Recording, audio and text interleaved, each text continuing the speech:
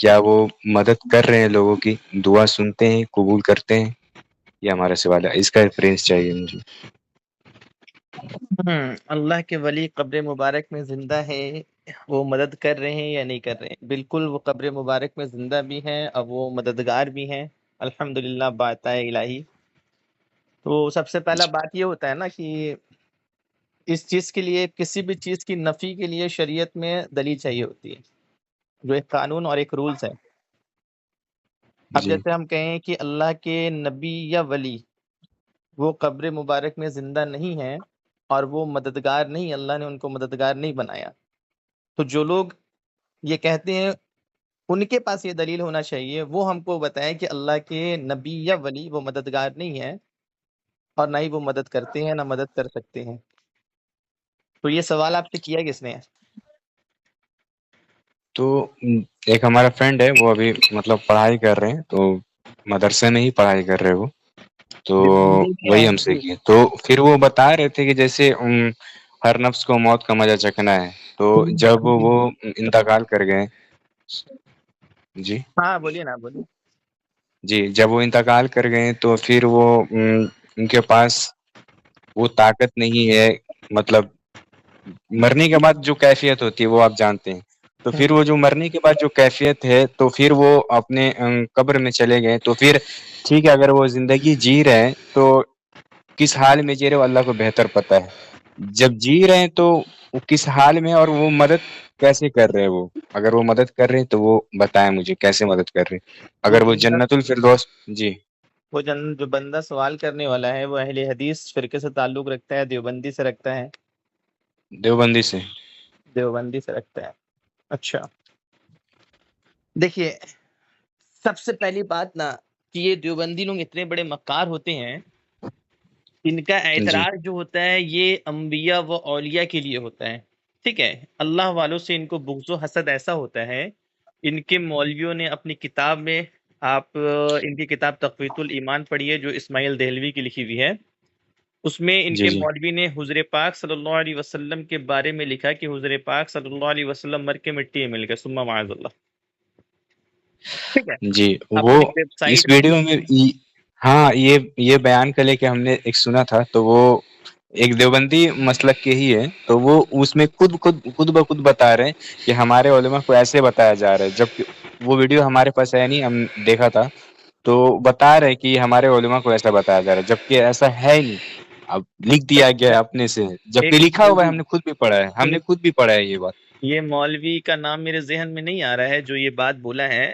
یہ لوگ اتنے بڑے مکار ہوتے ہیں کہ 100% لوگ جو ہوتے ہیں نا، 100 اگر مان لیے 100 لوگ ہیں تو 100 جی میں مان کے چلیے 5 لوگوں کو، 5 سے بھی کم لوگ ہیں جو کتاب تک جن کی رسائی ہوتی ہے، جو کتابوں کو پڑھے ہوئے ہوتے ہیں، باقی 95 لوگوں کو یہ بول کرنا بس اپنی جھوٹ بول کر گمراہ کر دیتے ہیں، جیسے انہوں نے کہا کہ بس لکھ دی گئی ہے، تو کون لکھ دیا گیا ہے؟ ہاتھ پکڑ کے تو کوئی لکھے گا نہیں، اور اگر ہم لکھے ہوئے ہیں تو پھر آپ کتابوں کے ذریعے اس کو ایکسپوز کریں گے کہ بھیا یہ جی کتاب ہماری ہے نہیں اور یہ ہماری طرف سے جھوٹا لکھ دیا گیا ہے، جیسے بہت ساری کتاب دیوبندی اہل سنت کی طرف منسوب کرتے ہیں، تو ہمارے علماء کتاب میں جواب دیے ہیں اور کہتے ہیں کہ بھائی یہ کتاب ہماری نہیں ہے، تو ویسا آپ کی طرف سے کوئی کتاب نہیں ہے، اور دوسرا یعنی دیوبندی آپ سے مراد، اور دوسرا چیز یہ ہے کہ دیوبندی خود اس عبارت میں مناظرہ کر چکے ہیں، یہ لوگ مناظرہ کرتے ہیں ان کے عالم، ٹھیک ہے، اور اس عبارت کی یہ تعویل کرتے ہیں اور یہ جواب دیتے ہیں کہ نہیں نہیں، مٹی میں ملنے سے مراد یہ ہے کہ جسم مبارک جو ہے مٹی سے جا کے سٹ گئی، ٹھیک ہے؟ جب اگر مان لیجیے کہ آپ کی یہ عبارت نہیں ہے تو پھر آپ کے دوسرے مفتی اور مناظر جو ہے، جب مناظرہ میں عالم اور عالم کا مقابلہ ہوتا ہے وہاں تو آپ جھوٹ بول کے بھاگ نہیں جی سکتے ہیں، وہاں تو آپ کی کتاب پڑھائی جاتی ہے، تو پھر وہاں ان کے عالم جو ہے یہ کنی مار کے جھوٹ نہیں بولتے، پھر وہاں پر یہ بہانہ کرنا شروع کرتے اور تعویلات پیش کرتے کہ نہیں نہیں، مٹی میں ملنے کا مطلب یہ نہیں، یہ ہے، تو عوام کو تو جھوٹ بول کے گمراہ کیا جا سکتا ہے، عالم کو تو نہیں، تو مناظرہ میں یہ ہر جگہ ذلیل ہوتے ہیں اس چیز سے۔ اور دوسری بات، ان کے ویب سائٹ پہ، ان کے جی ویب سائٹ موجود ہے، یہ کہتے ہیں کہ حضور پاک نبی کے بارے میں کہتے ہیں کہ اللہ کے رسول صلی اللہ علیہ وسلم کو بھی جو حیات قبر مبارک میں ہے وہ برزخی ہے، دنیاوی نہیں ہے، سمجھے؟ جی اور حضور پاک صلی اللہ علیہ وسلم اس حالت میں کہیں بھی آ یا جا نہیں سکتے. یہ دارالعلوم دیوبند کے ویب سائٹ پہ یہ فتویٰ ان کا موجود ہے. تو دو چیز اپنے مائنڈ میں آپ رکھیے، ہم آپ کو جواب دلائل کے ساتھ دے رہے ہیں، ان کی مکاری اور جھوٹ کو ایکسپوز کر رہے ہیں. پہلا ان کا عقیدہ کہ حضور پاک صلی اللہ علیہ وسلم معاذ اللہ، وہ الفاظ ہم بار بار دہرا نہیں سکتے ہیں، یہ آپ سمجھ لیجئے. جی اور دوسری چیز انہوں نے کہا کہ حضور جو ہے وہ برزخی زندگی میں زندہ ہے، دنیاوی اور حقیقی زندگی میں زندہ نہیں ہے، اور اس حالت میں حضور کہیں آیا جا نہیں سکتے. یہ نبی کے بارے میں ان کا عقیدہ ہے، جو تمام جی مخلوقات میں سب سے افضل، جن کے صدقے اللہ جی رب العالمین نے کل کائنات کو بنایا، جو ہماری جان ایمان ہے، ہماری ایمان کی جان ہے. جی اور پھر جب ان سے ہم پوچھتے ہیں، اور یہ ولیوں کے بارے میں بھی کہتے ہیں کہ وہ جب نبی کے بارے میں ایسا عقیدہ ہے تو ولیوں کے بارے میں ان کا کیا عقیدہ ہوگا، یہ آپ جان سکتے ہیں. تو پھر یہ نہیں وہ مطلب وہ جو ابھی میں آپ بندہ ہے کمپلیٹ نا نہیں ہوا، وہ پورا جواب سن لیجیے، ابھی کمپلیٹ نہیں ہوا، آپ خود سمجھ جائیے گا ان کی مکاری. جی اور پھر جب یہ علماء دیوبند کی اپنے مولوی اور اپنے پیر و مرشد اور اپنے اکابروں کی شان بیان کرنے کی باری آتی ہے، تو ان کے جی اشرف علی تھانوی صاحب، میرے پاس کتاب موجود ہے، کتاب جی لکھتے ہیں جس کا نام ہے ارواح ثلاثہ. ارواح ثلاثہ میں ان کے اشرف علی تھانوی صاحب لکھتے ہیں کہ قاسم نانوتوی جو ہے وہ دیوبندیوں کا فاؤنڈر ہے، مدرسہ دیوبند وہی قائم کیا تھا. ٹھیک ہے، جو اچھا ختم نبوت کا منکر تھا، جس کے اوپر علماء حرمین 35 علماء حرمین نے کفر کا فتویٰ لگایا کہ قاسم نانوتوی کافر ہے. تو وہ قاسم نانوتوی مر کے 5 یا 6 سال اس کو ہو چکا تھا. تو اشرف علی تھانوی لکھتے ہیں کہ ایک بار مدرسہ دیوبند میں لڑائی جھگڑا ہوا، جی قاسم نانوتوی قبر میں قبرستان میں دفن ہے، مدرسہ دیوبند سے باہر گیا، اندر کہیں پر بھی مر کے وہ دفن ہے. جی وہ مدرسہ دیوبند سے لیٹے لیٹے جو ہے وہ لڑائی جھگڑا سن بھی رہا ہے، دیکھ بھی رہا ہے. جب لڑائی زیادہ بڑھ گیا تو قاسم نانوتوی جسم کے ساتھ، جسد انصری کے ساتھ قبر سے باہر نکلے اور نکل کر مدرسہ دیوبند آئے اور لڑائی جھگڑا چھڑائے، اور پھر اس کے بعد واپس قبر میں چلے گئے. تو یہ کتاب میں ہم لوگوں سے کا یہ، منشن ہے. جی جی، یہ کتاب میں باقاعدہ لکھا ہوا ہے صاف صاف، میں آپ کو اسکین پیج بھی بھیج دوں گا. تو جب ان کون سی کتاب ہے؟ ارواح ثلاثہ، جس کو حقایت اولیاء بھی کہتے ہیں، اس کے مصنف کوئی عام انسان نہیں، ان کے اشرف علی تھانوی، جن کو یہ حکیم الامت کہتے ہیں. اچھا ٹھیک ہے، یہ ان اسی کے گروپ میں اشرف، بھیج دیجیے گا صادق بھائی، ہے نا؟ ہاں بھیج دیں گے. تو ان کو جی وہی ان جی کی مکاریاں بتا رہی کہ دیکھیے ہمارے نبی کریم صلی اللہ علیہ وسلم کے بارے میں ان کا یہ عقیدہ ہے کہ حضور جو ہے، ایک تو عقیدہ کی مر کے مٹی میں مل گیا ثم معاذ اللہ، جبکہ اللہ کے رسول کی خود حدیث ہے، حضور فرماتے ہیں کہ اللہ کا نبی زندہ ہوتا، اللہ نے زمین پہ حرام کر دیا ہے کہ وہ انبیاء کے جسموں کو کھائیں. زمین انبیاء اکرام کے جسموں کو نقصان نہیں پہنچاتی ہے، ان کا جسم صحیح سلامت ہوتا ہے. اور اللہ کا نبی زندہ ہوتا ہے، انہیں رزق دی جاتی ہے. لیکن معاذ اللہ ان بدبختوں کا عقیدہ کیا ہے، بغیر کی مٹی میں حدیث مل ہے. گئے. ہاں، اور دوسرا یہ کیا کہہ رہے ہیں کہ دوسرا کہتے ہیں کہ نہیں، حضور زندہ تو ہے لیکن برزخی زندگی میں زندہ ہے. یار برزخ میں تو سب زندہ ہے، پھر جی حضور کی کیا وہ تو ہے. خصوصیت ہے؟ یہ کہتے ہیں حضور برزخی زندگی میں زندہ ہے، کس حالت میں حضور کہیں آ یا جا نہیں سکتے. نبی کے بارے میں یہ عقیدہ. لیکن جب اپنے مولوی کے بارے میں عقیدہ بیان کرتے ہیں تو کہتے ہیں کہ ہمارے قاسم نانوتوی صاحب قبر سے جسم کے ساتھ نکلے اور مدرسہ دیوبند آئے، لڑائی جھگڑا چھٹائے اور چل گئے. تو پھر یہ میری نبی کی شان میں گستاخی ہوئی کہ نہیں؟ نبی سے زیادہ افضل اپنے مولوی کو مانا کہ نہیں؟ وہ تو مان ہی رہے، کیونکہ جب ادھر آپ برزخی زندگی سے آپ یہ والی حضور کے زندگی میں لیے جب وہ آ جا رہے ہیں تو یہ تو گستاخی ہوئی ہے. حضور کے لیے یہ عقیدہ کہ وہ کہیں آیا جا نہیں سکتے، اور آپ جی سے ریفرنس مانگ رہے ہیں کہ تم سرکار غوث اعظم کے بارے میں بتاؤ کہ وہ تمہاری مدد کر سکتے کہ نہیں کر سکتے. جو اللہ کے اتنے بڑے ولی، تم سرکار خواجہ غریب نواز کے بارے میں بتاؤ کہ وہ تمہاری مدد کر سکتے یا نہیں کر سکتے ہیں، دلیل دو. لیکن اپنے مولوی کے بارے میں لکھ رہے ہیں کہ اس کا مولوی مرنے کے بعد جس کے اوپر کفر کا فتویٰ ہے کہ وہ کافر مرا، وہ جو ہے جسم کے ساتھ قبر سے نکل کر آ رہا ہے اور مدرسے دیوبند میں لڑائی جھگڑا چھٹا کر چلا جا رہا ہے. یہ تو ہٹ درمی ہوئی. اور دوسری چیز، دوسری اس یہ کی مکاری ہے سیدھے سیدھی. ہاں، اب عوام کو تو یہ نالج ہوتا نہیں ہے نا. عوام بھائی ہم کیا ہے کہ ہم سے اتنا سوال کیا زیادہ وہ جاتا ہے، اوپن کیسے مطلب یہ لکھ سکتے ہیں اپنی کتابوں میں؟ اور اگر لکھ بھی رہے ہیں تو کہیں نہ کہیں اگر یہ حضور صلی اللہ علیہ وسلم کے بارے میں اگر ان کی شان میں گستاخی ہو رہی ہے 100%، کیونکہ ادھر زیادہ مطلب مرتبہ میرے ادھر دے نبی دیا سے جا رہا ہے، جبکہ افضل فتوے کوئی لگے شے ہوئے نہیں، ہیں۔ میرے نبی سے افضل کوئی شے نہیں ہے۔ جی بالکل۔ اب بتائیے، یہ ہمارے آقا کے بارے میں گستاخیاں کرتے کہ وہ کہیں آیا جا نہیں سکتے، لیکن ان کے مولوی آیا جا سک رہے ہیں معاذ اللہ۔ اور پھر دوسری بات، ہمارے نبی کے بارے میں کہتے ہیں کہ تم یا نبی سلام علیکہ کیوں پڑھتے ہو، حضور تو مدینہ منورہ میں ہیں، وہ تمہاری فریاد تھوڑی سن سکتے ہیں، وہ تھوڑی سلام کا جواب سن رہی ہے، سلام کا جواب دے رہی ہیں۔ اور لیکن ان کے قاسم نانوتوی صاحب جو ہے قبر میں دفن جو ہے مدرسہ دیوبند کے معاملات کو دیکھ بھی رہے ہیں، سن بھی رہے ہیں، اور برداشت نہیں ہوا تو اٹھ کے نکل کے چلے بھی گئے۔ جی بتائیے۔ دوسرا حوالہ امداد المشتاق، اس کے مصنف بھی ان کے اشرف علی تھانوی صاحب، اس میں کیا لکھ رہے ہیں کہ ان کے پیر و مرشد، یہ لوگ مرید تھے حاجی امداد اللہ مہاجر مکی رحمۃ اللہ علیہ کے، ان کے رشید احمد گنگوہی مرید تھے، قاسم نانوتوی مرید تھے، اور اشرف علی تھانوی، یہ تینوں کن کے مرید تھے؟ حاجی امداد اللہ مہاجر مکی رحمۃ اللہ علیہ کے، ٹھیک ہے۔ یہ لکھتے کیا ہے کہ ایک شخص، ایک جوہلا جو ہے میرے پیر و مرشد کا مرید تھا، وہ ان کے بعد از انتقال، ان کے انتقال کے بعد ان کے مزار شریف پہ حاضر ہوا اور بولا حضور میں پریشان حال ہوں، تنگ دست ہوں، روٹیوں کا محتاج ہوں، دستگیری فرمائیں۔ کن سے کہہ رہے ہیں؟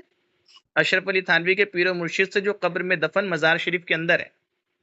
حکم ہوا، یعنی قبر سے آواز آتی ہے تو میری قبر پہ روزانہ آیا کر، تجھے 2 آنا یا اد آنا مل جایا کرے گا۔ وہ شخص روزانہ مزار شریف میں جاتا تھا، اس کو جو وعدہ کے مطابق پیسہ مل جایا کرتا تھا، اس سے وہ گزر بشر کرتا تھا۔ تھانوی کہتا ہے کہ ایک دن جب میں زیارت مزار کو گیا تو مجھے اس شخص سے ملاقات ہوئی اور اس نے کل کیفیت بیان کی کہ مجھے روزانہ جو میرا پیسہ وظیفہ مقرر ہے وہ مجھے قبر سے مل جایا کرتا ہے۔ اب بتائیے کہ ہمارے سرکار غوث اعظم جو نواس رسول ہیں، اللہ رب العالمین کے محبوب ہیں، وہ ان کے نزدیک محتاج ہے معاذ اللہ۔ میرے آقا نبی رحمت صلی اللہ علیہ وسلم ان کے عقیدے کے مطابق محتاج ہے معاذ اللہ۔ میرے خواجہ غریب نواز محتاج ہے ان کے نزدیک، لیکن ان کے پیر و مرشد قبر سے سن بھی رہے ہیں، پیسہ بھی دے رہے ہیں، اور یہاں شرک بھی نہیں ہو رہا۔ یہ کیسی مکاری ہے؟ ان کے اشرف علی تھانوی صاحب کہہ رہے ہیں اپنی کتاب امداد المشتاق میں لکھ رہے ہیں کہ ایک دن میں جب حتیم میں تھا اور مجھے میری مشکل حل نہیں ہو رہی تھی، تو میں حتیم میں جا کر 360 اولیاء سے کہا کہ آخر تم لوگ کم و بیش 360 اولیاء کس کام کے ہو جو تم سے غریب کی مشکل حل نہیں ہو رہی ہے؟ یعنی جب ان کے مولوی کو پریشانی، ان کے مولوی جب مشکل میں پھنستے ہیں تو وہ اولیاء اکرام کو مدد کے لیے پکارتے ہیں، وہ اولیاء اکرام سے مدد طلب کرتے ہیں، لیکن اگر ہم اہل سنت اولیاء اکرام کو مدد کے لیے پکارے تو مشرک۔ تو بھائی ہم سے دلیل جو تم مانگ رہے ہو، تو ہمارا عقیدہ ہے کہ اللہ کے رسول، اللہ رب العالمین نے اپنے پیارے محبوب کو مددگار بنایا، اور حضور کے صدقے اللہ کے اولیاء مددگار ہیں۔ یہ ہمارا عقیدہ ہے، یہ ہم پروف کریں گے، لیکن تمہارا عقیدہ ہے کہ نہ اللہ کے رسول مددگار ہیں، نہ ہی اولیاء اکرام مددگار ہیں، ان کو مددگار ماننے والا شخص مشرک ہے نا؟ ان کا کہنا ہے ہاں نا وہ تو بندیوں ہے۔ کا کہ جو نبی سے مدد مانگا یا پھر ولیوں کو مددگار مانا وہ کافر و مشرک ہے۔ تو ہم کہتے ہیں کہ اگر انبیاء و اولیاء سے مددگار، ان کو مددگار ماننے والا یا ان سے مدد مانگنے والا اگر مشرک ہے، تو ان سے بدرجہ اعلیٰ مشرک و کافر وہ شخص ہوگا جو اپنے مولویوں سے اور اپنے پیر و مرشد سے مدد مانگ رہے ہیں، ہوگا۔ تو اب آپ تو ہم سے جو دلائل مانگ رہے ہیں ان کو کہیے کہ بھیا اگر چلو مان لیتے ہیں کہ غیر اللہ سے مدد مانگنے والا شخص مشرک ہے، تو پھر یہ بتائیں کہ آپ کی یہ اکابرین، آپ کی یہ بڑے بڑے مولوی صاحب جو آپ کی کتابوں میں لکھے ہوئے ہیں، یہ کتنے بڑے مشرک ہوئے؟ پہلے ان کی مشرک ہونے کا ہم کو کیا بولتے ہیں فتویٰ لا کر دو، اس کے بعد مجھ سے بات کرو۔ اب ان سے جواب مانگیے کہ جب حضور مددگار نہیں ہے، اولیاء مددگار نہیں ہے، تو پھر تمہارے مولوی کیسے مددگار ہو گئے؟ ان کے بڑے بڑے مفتیوں سے بیٹھ کر الحمدللہ بات کیے ہیں، یہاں پر بھی جکسلائی میں بھی ان کے مفتی آئے تھے وسیم، 1 گھنٹہ 28 منٹ بیٹھ کر بات کیے، اور ان کو یہی ہم بولے کہ آپ کے اکارڈنگ اگر اللہ کے رسول ہمارے مددگار نہیں ہیں تو پھر یہ آپ جی کے مولوی کیسے مددگار ہو گئے؟ اگر ہم اللہ کے پیارے رسول سے مدد مانگ کر مشرک ہو رہے ہیں آپ کے نزدیک، کافر و مشرک ہے، تو پھر آپ کے مولوی اپنے مولوی سے مدد مانگ کر وہ کیسے مسلمان ہو گیا؟ تو ان کے پاس کوئی جواب نہیں، بولتے نہیں ہم اس پر کوئی کلام نہیں کریں گے۔ تو یہ تو مطلب صاف بات ہے کہ جب ان کی کتابوں میں یہ لکھی ہوئی ہے تو پھر کہیں نہ کہیں یہ بات کو کیسے پھر بول رہے ہیں کہ مطلب مدد مانگنا اللہ کے ولی سے، اللہ کے نبی سے، یہ یہ کہیں نہ گستاخی کہیں ہے، شرک ہے؟ جہالت ہے نا۔ تو یہ پھر تو اب جس کے پاس یہ کہیں نہ کہیں اس کتاب کا حوالہ ہے اور یہ کتاب ہے اس کے پاس، تو وہ دکھا سکتا ہے۔ لیکن بات یہ ہے کہ زبانی طور پہ اگر کسی کو یہ بتانا تو کہیں نہ کہیں درست بھی نہیں ہو پاتا ہے، اور جس کو بلیو کرنا ہے وہ کر بھی لیتا ہے۔ لیکن اب یہ اگر پرنٹڈ اس کا دکھاتے ہیں، فوٹو دکھاتے ہیں تو، یا پھر کتاب کا نام بتاتے ہیں، تو وہ خود بخود سرچ کرے گا اور دیکھے گا۔ کتاب کا ہم لوگ دیکھیے ایسا نہیں کرتے کہ صرف کتاب کا نام بتا کر چھوڑ دیتے ہیں کہ آپ کھوج لیجیے۔ ہم الحمدللہ کتاب کا اسکین دیں گے فوٹو کھینچ کر کہ بھائی آپ کتاب کا فوٹو کھینچ کر دے رہے ہیں، آپ پڑھ کر جواب دیجیے۔ فوٹو پر اعتبار نہیں ہے، ہم آپ کو اوریجنل بک دیں گے۔ جکسلائی اور مانگو کوئی زیادہ دور ہے نہیں، جی جی ہم آپ کو بکس دے دیں گے، آپ بکس لے آ کر پڑھائیے ان کو کہ یہ چیزیں کیا ہے۔ اور کتاب میں شخص وہی لکھتا ہے جو اس کا عقیدہ و نظریہ ہوتا ہے، اور ہاں، کوئی وہ تو ہے، جو عام اپنا انسان سوچ تھا اس میں ڈال دیا گیا اس کو اپنا۔ یہ ہمارے جاہل عوام کی فیل پر اعتراض کرتے ہیں کہ دیکھو سنی ایسا کر رہا، سنی ویسا کر رہا، سنی اچھل رہا۔ ارے وہ تو جاہل عوام ہے، اس کو معلوم نہیں ہے۔ تو کم علم، ان پڑھ اور عام عوام کی جو حرکت ہوتی ہے نا، وہ حجت نہیں بنتی ہے، اس پر اعتراض نہیں بنتا ہے۔ عالموں کے قول، عالموں کے فعل اور مستند عالموں کی کتابوں پر اعتراض کیا جاتا ہے۔ تو ہم تو آپ کے مستند عالموں کی کتاب پیش کر رہے ہیں کہ دیکھیے دیوبندی مذہب میں تو اللہ کے رسول اور اللہ کے اولیاء اکرام کی تو توہین لکھی گئی ہے کہ بھائی وہ مددگار نہیں ہے، لیکن آپ کے مولوی کے بارے میں لکھا گیا ہے کہ وہ مددگار بھی ہے، وہ زندہ بھی ہے، وہ سنتے بھی ہیں، وہ باہر نکلتے بھی ہیں۔ تو یہ تو توہین ہو گئی میرے نبی کریم صلی اللہ علیہ وسلم کی، یہ تو اولیاء اکرام کی شان میں توہین ہو گئی۔ میرا یوٹیوب پر چلیے ڈبیٹ ٹھیک بھی ہے، ہے، آپ کا ایک میرا اکاؤنٹ ہے یوٹیوب پہ؟ ہاں ایک میرا یوٹیوب میں ڈیبیٹ بھی ہے۔ ایک شخص جو ہے وہ کسی سنی کو فون کر کر پریشان کر رہا تھا کہ تم لوگ کہتے ہو کہ اعلی حضرت کی روح قبر مبارک سے باہر نکلتی ہے، یہ اسلام کے خلاف عقیدہ ہے، یہ جہالت ہے، وغیرہ وغیرہ۔ اس کو بھی مولوی تھا وہ، ہم اس کا نمبر لے کر کال کیے، ہم بولے کہ آپ کا کہنا ہے کہ کوئی شخص یہ عقیدہ رکھے کہ اعلی حضرت کی روح قبر سے باہر نکلتی ہے تو وہ کیسا عقیدہ ہے؟ بولا کہ یہ بالکل اسلام کے خلاف عقیدہ ہے، بالکل غلط عقیدہ ہے۔ ہم بولے اگر ہم پھر یہ کہہ دیں کہ اعلی حضرت کی صرف روح نہیں، ان کا جسم بھی قبر مبارک سے باہر نکلتا ہے، تو بولا یہ تو اور بڑا غلط عقیدہ، جہالت ہے، جب روح نہیں نکل سکتی تو جسم کیسے نکلے گی؟ تو پھر ہم اس کو بولے کہ اچھا جی چلیے یہ غلط عقیدہ ہے، اسلام کے خلاف عقیدہ ہے؟ بولے ہاں بالکل ہے۔ تو ہم بولے پھر آپ کے اشرف علی تھانوی صاحب اپنی کتاب ارواح ثلاثہ میں لکھ رہے ہیں کہ جب مدرسہ دیوبند میں لڑائی جھگڑا ہوا تو قاسم نانوتوی صاحب قبر سے جسم کے ساتھ باہر نکلے اور آ کر لڑائی جھگڑا چھڑا لیے۔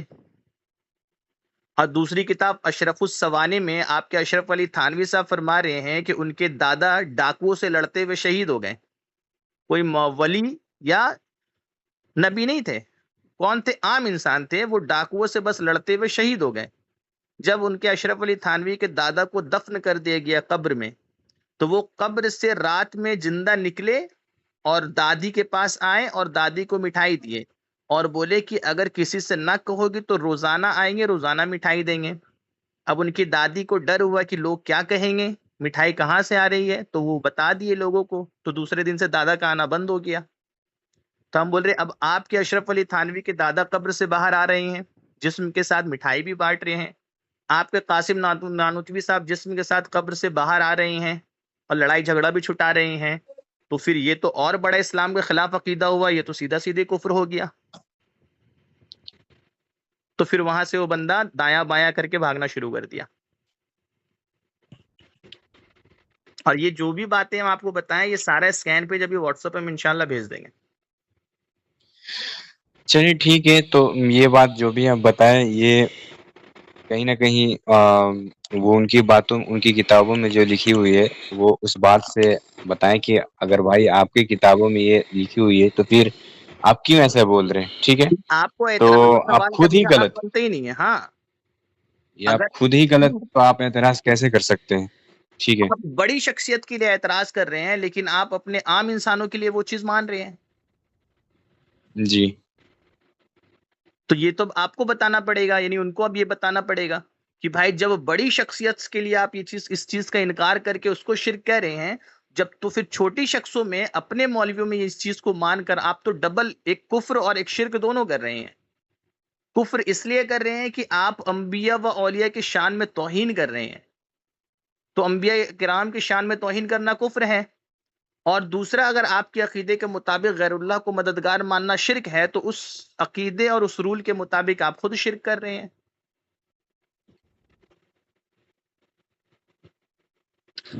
سمجھے؟ جی جی ہاں، تو اب ان سے آپ سوال کیجئے کہ بھائی آپ کو تو ہم دلیل بہت سارے دیں گے، لیکن آپ کے عقیدے کے مطابق تو خود انبیاء و اولیاء مددگار ثابت ہو رہے ہیں. کیوں؟ کیونکہ جب آپ کے عام انسان، عام مولوی جب مددگار ہے، قبر سے نکل کے مدد کر رہے ہیں، تو پھر ان سے بدرجہ اعلیٰ اللہ کے پیارے ولیوں کی شان تو حدیثوں میں بیان کی گئی ہیں. اللہ کے ولیوں کی شان تو اللہ نے قرآن میں بیان فرمایا ہے. تو پھر وہ تو بہت بدرجہ اعلیٰ، بہت زیادہ پاورفل مددگار ہے ہوئے نا. جی وہ تو ہے. بے شک جب بے شک. جب انسان سائیکل سے 100 کے اسپیڈ میں پہنچ جا رہا ہے اگر، تو ظاہر سی بات ہے کہ جس کے پاس بی ایم ڈبلیو تو 500 کے اسپیڈ میں پہنچے گا.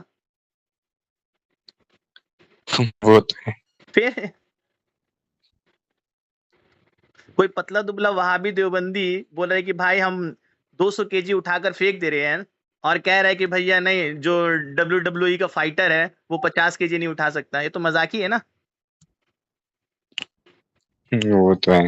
ہاں، تو اس تو لیے ملا جلا کر یہ ہے کہ اللہ کے ولی جو ہوتے ہیں وہ عام لوگوں سے ہٹ کے زندگی ان کی وہاں پر، اور وہ مدد بھی کر رہے ہیں، اور وہ اپنی زندگی بھی ایک عام لوگوں سے بہترین زندگی ہے وہاں پہ، اور وہ لوگوں کی دعائیں بھی سنتے ہیں، ہے نا. اللہ کے محبوبین میں انبیاء و اولیاء دونوں شمار ہیں. اللہ کے محبوبین کی زندگی بھی عام لوگوں سے بہت ہٹ کر ہوتی ہے، اور ان کی انتقال، ان کا یعنی پردہ فرمانا بھی عام لوگوں سے بہت ہٹ کر ہوتا ہے، اور ان کی آخرت بھی عام لوگوں سے بہت ہٹ کر بہت بلند و بالا ہے. جی وہ تو ہے. ٹھیک ہے. جی اچھا، وہ ہماری مدد کیسے کرتے ہیں صادق بھائی؟ وہ اللہ کی عطا سے ہماری مدد کرتے ہیں. اب جیسے کہ اگزامپل ہم آپ کو دے دیں کہ ایک، جیسے میرے کو ہاں ایک وہابی میرے کو ملا، مرزا کا فین. وہ ہاں مجھے ٹھیک ہے. بولا کہ بھائی دیکھیے، آپ کہتے ہیں کہ اللہ کے ولی مددگار ہیں. اب ایک ایگزامپل لے لیجیے آپ، کہ جیسے ابھی آپ بائک پر بیٹھے ہوئے ہیں، تو آپ یہ گاڑی کی چابی کو آن کیجئے گا، کک ماریے گا یا سیلف ماریے گا، پھر گاڑی سے آپ کہیں جائیے گا. جی تو یہ تو آپ کسی چیز کے ذریعے گئے. تو یہ چیز بالکل. تو انبیاء و اولیاء کے لیے بھی ہے. اب وہ تو ایسا نہیں کہ بغیر گاڑی کے چل جا رہے ہیں. اگر آپ بالکل کہیے گا بغیر گاڑی کے چل جا رہے تو بھیا یہ تو پھر غلط ہو گیا. تو ہم بولے ہاں کیسے غلط ہو گیا؟ قرآن پڑھیں آپ. بولا آپ بتائیے. ہم بولے کہ حضرت سلیمان علیہ السلام کا واقعہ پڑھیں سورہ نمل میں. حضرت سلیمان علیہ السلام جو ہیں، بلقیس کو جب اسلام کی دعوت دینے کے لیے بلاتے ہیں، تو بلقیس مہینوں کا سفر کر کے آپ کے پاس آتی ہے، کئی میل دور سے، اور وہ ملکہ رہتی ہیں ملک سبا کی. ٹھیک ہے. اور اس کی جو تخت ہوتی ہے نا بلقیس کا، بہت بھاری بھرکم تخت ہوتا ہے. بولتے ہیں کہ 40 ہاتھ لمبا، 40 ہاتھ چوڑا، 40 ہاتھ اونچا، اور ہیرے جواہرات سے پورا بھرا ہوا رہتا ہے. تو بلقیس اس کو نکلنے کے سمے، اس سے پہلے اس تخت کو 7 تہہ خانے کے اندر، کسی کی کال ڈسکنیکٹ ہو رہی کیا؟ آواز نہیں آ رہی ہے؟ ہمارے تو نہیں ہو رہی. ٹھیک. تو بلقیس کیا کرتی ہے، اس تخت کو 7 تہہ خانے کے اندر پیک کروا دیتی ہے، پہرا مقرر کروا دیتی ہے، اور پھر اس کے بعد وہاں سے وہ نکلتی ہے. حضرت سلیمان علیہ السلام، ہیلو، جی جی جی جی بولیے بولے نا. آپ. یہ قرآن کہہ رہے ہیں، قرآن کہتا ہے، اللہ پاک فرماتا ہے کہ سلیمان علیہ السلام کہتے ہیں اپنی مجلس سے بیٹھے کہ تم میں سے کون ہے جو بلقیس کا تخت یہاں لا کر دے؟ تو اس میں سے ایک طاقتور جن بولتا ہے کہ حضور میں اس پر قادر ہوں، طاقتور، میں اٹھا کر لے آؤں گا بلقیس کا تخت، اور وہ اتنا بھاری تخت کہ جس کو 40 پہلوان مل کر ہلا نہیں پاتے۔ تو حضرت سلیمان علیہ السلام کہتے ہیں کہ کب تک لا دو گے؟ بولے حضور آپ کی مجلس برخاست ہونے سے پہلے پہلے۔ تو حضرت جبریل جی یعنی کہ وہ جب ملکہ چلی آئیں گی، آنے کے بعد جب مجلس سجے گی تو برخاست ہونے سے پہلے پہلے وہ لے کے آ جائیں گے۔ تو حضرت سلیمان علیہ السلام کہتے ہیں کہ نہیں نہیں، مجھے اس سے پہلے چاہیے، کون ہے تم میں سے جو لا دے؟ تو قرآن کہتا ہے کہ وہاں پر بیٹھے ایک شخص جن کو کتاب کا کچھ علم تھا، یعنی اس وقت جو کتاب تھی اس کا کچھ علم تھا ان کو، اس وقت کے جو ولی تھے حضرت سلیمان علیہ السلام کے ولی، تفسیر میں جن کا نام آصف بن برقیہ بتایا گیا ہے۔ تو آصف بن برقیہ کہتے ہیں کہ حضور میں وہ تخت لے آؤں گا۔ آپ فرماتے کب تک؟ بولے کہ حضور بس پلک جھپکتے ہوئے، آپ کی پلک جھپکے گی اس سے پہلے لے آؤں گا۔ پھر حضرت سلیمان علیہ السلام کی پلک جھپکتی ہے، آصف بن برقیہ وہیں بیٹھے ہوئے رہتے ہیں اور وہ تخت فوراً یہاں حاضر ہو جاتی ہے۔ ہم بولے دیکھو حضرت سلیمان علیہ السلام کے وقت کے ٹائم کے ولی کی یہ معاملات اور یہ شان، یہ پاور قرآن بیان کر رہا ہے کہ کئی میل دور کا سفر ہے، اور عاصم بن برقیہ یہیں بیٹھے ہوئے حضرت سلیمان علیہ السلام کی مجلس میں، وہ یہاں سے اٹھ کر گئے بھی نہیں، یہاں سے بیٹھے بیٹھے 40 ہاتھ لمبا، 40 ہاتھ اونچا، 40 ہاتھ چوڑا تخت بلقیس، جس کو 40 پہلوان مل کر اٹھا نہیں پاتے تھے، جو 7 تہہ خانے کے اندر قید تھی، آپ یہیں سے بیٹھے بیٹھے اس تخت کو اٹھاتے پل بھر میں یہاں حاضر کر دیتے ہیں۔ تو یہ شان حضرت سلیمان علیہ السلام کے وقت کے ولی کی تھی۔ تو جب اس وقت حضرت سلیمان علیہ السلام کے وقت کی ولی کی یہ شان ہے، تو یہ تو امت محمدیہ ہے جو خیر الامت ہے، تمام امتوں میں سب سے افضل امت ہے۔ تو جب پچھلی جی امت بالکل سے افضل یہ امت ہے، تو پچھلے نبیوں سے، ان کے وقت کے ولیوں سے افضل اس وقت کے ولی ہوں گے۔ تو جب اس وقت کے ولی کی شان قرآن یہ بیان کر رہا ہے، تو حضرت حضور پاک صلی اللہ علیہ وسلم کے وقت کے ولی کی شان کیا ہوگی؟ یہ تو پھر کوئی شماری نہیں کر سکتا۔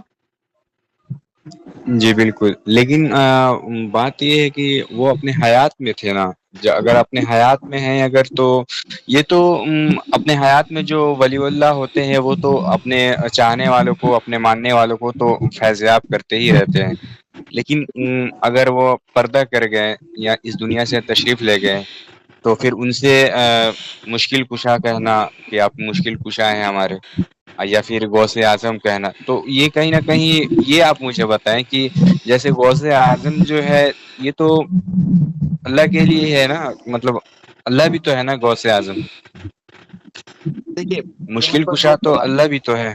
2 سوال یہاں پر ہم کر رہے ہیں، ایک مشکل کشا کرنا، ایک مددگار ہونا۔ ابھی کہیں کہ ہم جب اللہ کے ولی زمین کے اوپر ہے تو وہ فیضیاب کر رہے، وہ مدد کر رہے، مدد سے مطلب مشکل کشائی کر رہے، ہے نا؟ تو جی یہ مشکل کشائی جو کر رہے وہ کیسے کر رہے ہیں؟ جی نہیں، ہم یہ پوچھ رہے ہیں آپ سے کہ دنیا میں اگر وہ ولی اپنی شان اور پاور دکھا کر اگر لوگوں کو مدد کر تو رہے کہیں ہیں، نہ کہیں اللہ کی ذات کی رحمت ہے، اللہ کی رحمت ہے ان پہ، اپنے تقوی پرہیزگاری سے انہوں نے اتنا قرب حاصل کیا کہ اللہ کی رحمت ان کے ساتھ ہے، اس لیے مشکل یہ کشائی کر رہے ہیں۔ اللہ کی عطا سے، اللہ کی دی ہوئی پاور اور شان سے کر رہے ہیں۔ تو جی پھر یہ کہیں کسی حدیث ہے، کسی کتاب میں یا پھر قرآن و سنت میں کہیں پر یہ ذکر آیا ہے کہ جب وہ ولی وصال کر جاتے ہیں، پردہ کر جاتے ہیں، تو اللہ پاک وہ شان، وہ پاور چھین لیتا ہے؟ یہ تو نہیں آیا ہے، لیکن یہ تو آیا ہے کہ جیسے جو اس دنیا سے چلا گیا وہ تو کہیں نہ کہیں اس دنیا سے، مطلب وہاں پہ تو ہے زندہ، یہ تو ہے کیونکہ ہر انسان وہاں پہ زندہ ہے، کیونکہ انتقال کو ہی بولتے ہیں منتقل، اس دنیا سے اس دنیا میں چلے جانا، تو وہاں پہ تو زندہ ہے، لیکن وہاں سے کیا مشکل کشائی کر رہے ہیں؟ اگر اللہ کی یہاں پہ اگر وہ مشکل کشائی کر رہے تھے تو یہ ٹھیک ہے، لیکن وہاں پہ اگر وہ مشکل کشائی کر رہے ہیں تو یہ کتنا مطلب حد تک صحیح ہے اور کیا اس میں معاملہ ہے جیسے دیکھیے یہ یہاں چیز؟ وہاں پر یعنی بعد از پردہ یعنی پردہ کر جانے کے بعد، انتقال کر جانے کے بعد وہ مشکل کشائی نہیں کر سکتے، اس پر کوئی ایک آیت یا حکم آیا ہوگا قرآن کا؟ کیونکہ یہ چیز کسی بھی اہل سنت و جماعت کا عقیدہ نہیں ہے، یہ عقیدہ ڈالنے والے صرف اور صرف یہ بدبخت خبیث وہابی ہیں۔ تو یہ وہابی جی جو عقیدہ ہمارے لوگوں کے اندر ڈالتے ہیں قرآن و سنت اچھا، کے یہ جو خلاف، ٹرانسلیٹ پکارتے ہیں، یہ جو ٹرانسلیٹ کرتے ہیں کہ جسے تم پکارتے ہو وہ نہ ہی سن سکتے ہیں نہ ہی بول سکتے ہیں، یہاں تک کہ وہ مطلب ٹرانسلیٹ یہ سنتے ہی ہوں گے، مولانا اسرار احمد ایسے کچھ کر کے وہ ہر وقت ٹرانسلیٹ کرتے رہتے ہیں ہر قرآن کی آیت کو، وہ ایک مکھی بھی تو نہیں بنا سکتے ہیں، ہاں وہ ایک اور مکھی بھی نہیں مکھی بنا بیٹھ جائے تو سکتے ہیں، ہٹا بھی تم نہیں انہیں سکتے۔ پکارتے ہو، تو مطلب یہ اس چیز کا لے کے اس ریگارڈنگ سے ہم پوچھنا چاہ رہے ہیں۔ حالانکہ یہ اسپیشلی اس آیت پہ نازل نہیں ہوا ہے کہ وہ مشکل کشائی وہاں سے نہیں کر سکتے ہیں، ہاں لیکن دیکھیے یہ اس یہ بارے مجھے میں پتا ہے، یہ بتوں کے لیے آیا ہے۔ ہاں دیکھیے یہ آیت کریمہ جو نازل ہوئی، یہ لوگ کہتے ہیں کہ اور جو تم اللہ کی پکارتے ہو وہ اس قابل بھی نہیں کہ وہ تمہاری پکار سن سکے، ٹھیک ہے، وہ تو ایک جی مکھی کا پر بھی نہیں بنا سکتے وغیرہ وغیرہ، ٹھیک ہے۔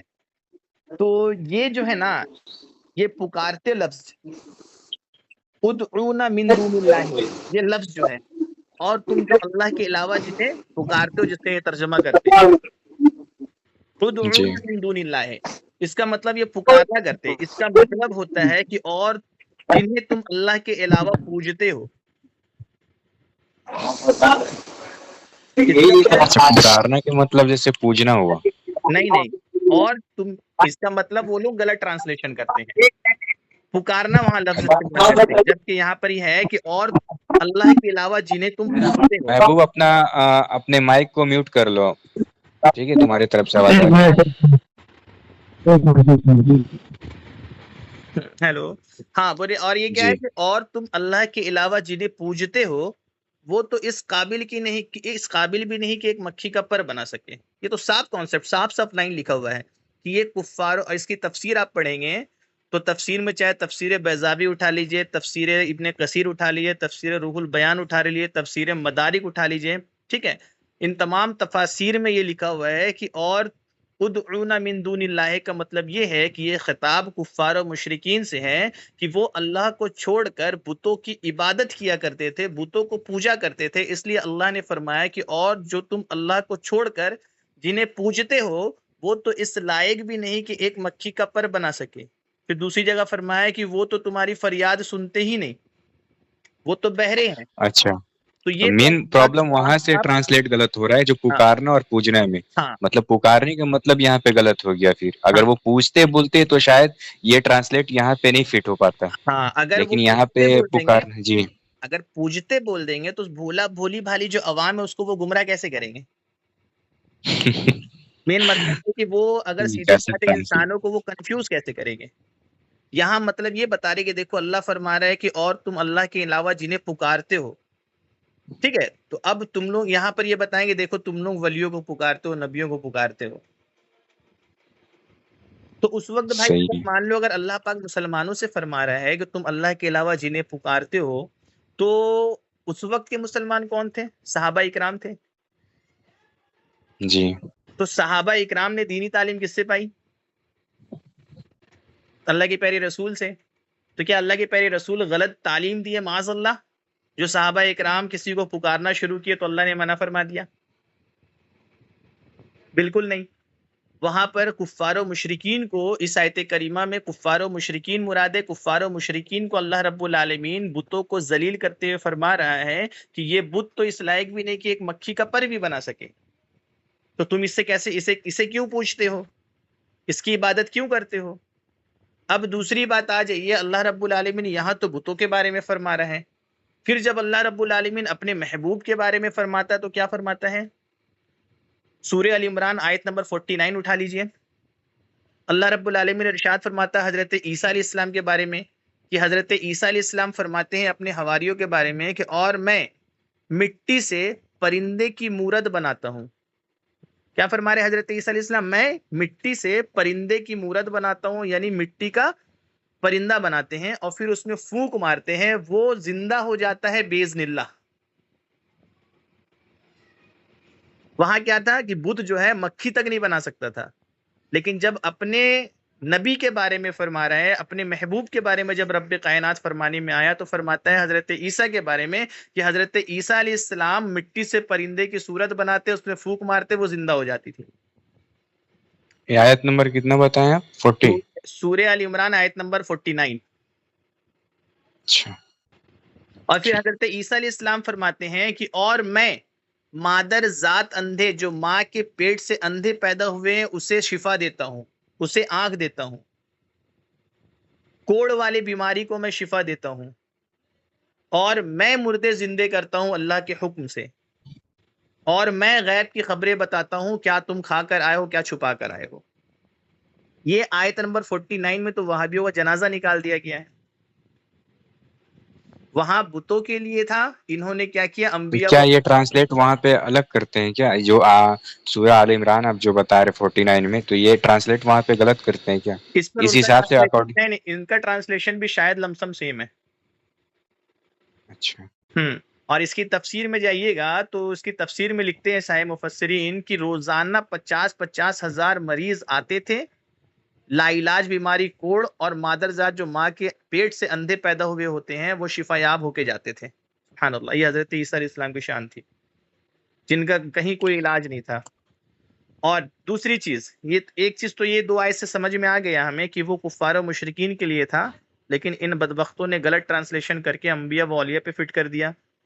اور خیر وہ دوسرا، آیت اس وقت نازل ہوئی تو اس وقت کے حساب سے ہی نازل ہوئی ہے، ہاں ہاں، اور کہیں نہ کہیں تو اور وہ دوسری تو اس چیز، وقت کے حساب سے ہاں، ہی اور ہے۔ دوسری چیز یہ کہ اللہ پاک اپنے ولیوں، اپنے محبوبین کے بارے میں کیا فرمایا کہ یہ صرف مکھی کا پر ہی نہیں، یہ پورے کے پورے پرندہ بناتے ہیں اور پھونک مار دیتے ہیں تو وہ میرے حکم سے زندہ ہو جاتا ہے۔ ٹھیک ہے، تو اب یہاں پر یہ جی دو چیز سمجھ میں آ گئی ہم کو کہ یہ وہابی کیسے مسکوٹ کرتے ہیں، لوگوں کی کم علمی کا فائدہ اٹھاتے ہیں۔ اب ایسے لوگوں کے بارے میں صحابہ اکرام حضرت عبداللہ ابن عباس کیا فرمایا کرتے تھے؟ بخاری شریف کی حدیث شریف ہے، حضرت عبداللہ ابن عباس فرماتے ہیں کہ یہ خارجی دنیا کی سب سے بدترین مخلوق ہے۔ کیوں؟ کیونکہ یہ قرآن کی ان آیتوں کو جو کفار و مشرکین کے رد میں نازل ہوئی ہے، جو بتوں کی رد میں نازل ہوئی ہے، اسے مسلمانوں پر فٹ کیا کرتے تھے۔ تو صحیح بخاری کی حدیث یہ شریف کیا ہے کہ حضرت عبداللہ ابن عباس فرما رہے ہیں کہ صحابہ اکرام کے وقت کے جو خارجی تھے وہ دنیا کے سب سے جی بدترین مخلوق تھے۔ کیوں؟ کیونکہ وہ اس وقت بھی جو آیت کریمہ بتوں کے رد میں، کفار و مشرکین کے رد میں نازل ہوا کرتی تھی، وہ اس وقت کے خارجی اس کو اٹھا کر صحابہ اکرام اور مسلمانوں پہ فٹ کیا کرتے تھے۔ تو جو بھی کفار و مشرکین ہاں، کی طرف، جو بھی کفار و مشرکین والی آیت کریمہ کو ولیوں پر یا نبیوں پر فٹ کرے گا، وہ کون ہے صحابہ اکرام کے مطابق؟ خارجی اور دنیا کے سب سے جی بدترین مخلوق ہے۔ جی، یہ تو صاف صاف سمجھ میں آ رہا ہے نا ہم کو۔ اور یہ آج بھی یہ سلسلہ چلتا ہی ہوا آج آ بھی رہا ہے۔ سلسلہ چلتا چلا آ رہا ہے۔ اور دوسری چیز، یہ ہم پر جو شرک کا الزام لگاتے ہیں نا، یہ کوئی نیا چیز نہیں ہے، یہ ہمارے آقا نبی رحمت صلی اللہ علیہ وسلم 1450 سال پہلے ہی ہمیں خبر دے دی ہے۔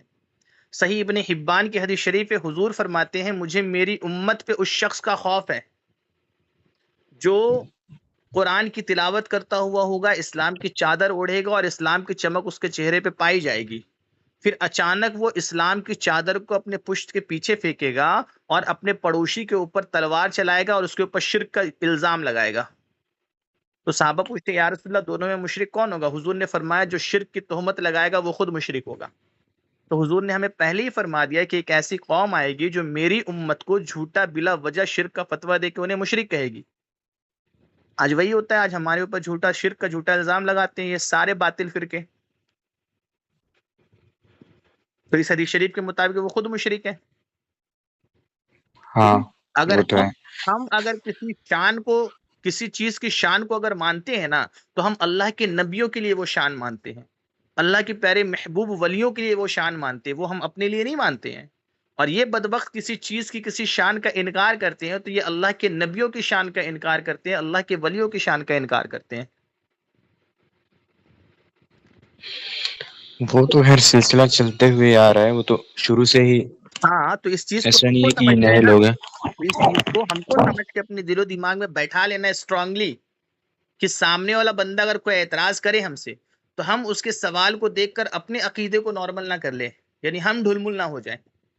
ہاں اگر کوئی سوال کرتا ہے، اگر وہ عقیدہ اہل سنت کا ہے، تو میرا کانسیپٹ، میرا نظریہ یہ ہونا چاہیے کہ مجھے اس چیز کا علم تو نہیں ہے، لیکن یہ اہل سنت کا عقیدہ ہے تو بلا صبح قرآن و حدیث کے مطابق حق پر ہوگا، اور اس چیز کو ہم اپنی علماء سے رابطہ کر کر پوچھ کر بتائیں گے۔ جی یہ ایک ہمارا ایک نظریہ اور ہوگا۔ سوال من میں آ رہا ہے صادق بھائی، جی من میں ایک اور سوال ہے، اس کو بھی کلیئر کر لینا چاہ رہا ہوں۔ جی جی وہ جو ہمارے جو بزرگ ہیں، وہ جی جب زندہ ہے تو ہمارے سامنے بظاہر ہے، ہوں وہ ہماری مدد بے شک کر سکتے ہیں، ہوں ٹھیک ہے، لیکن جب ہمارے سامنے وہ موجود ہی نہیں ہے، ابھی ہوں ظاہر نہیں ہے، اب تو ہوں چھپ گئے نا، اب تو پردہ کر گئے، ہوں تب وہ ہماری مدد کیسے کریں گے؟ دعاؤں کے سہارے یا پھر کس طرح سے؟ دیکھیے، مدد کرنا جو ہے، کوئی بھی شخص اپنی طرف سے مدد نہیں کر سکتا، وہ اللہ کی دی ہوئی پاور سے ہی مدد کرتے ہیں۔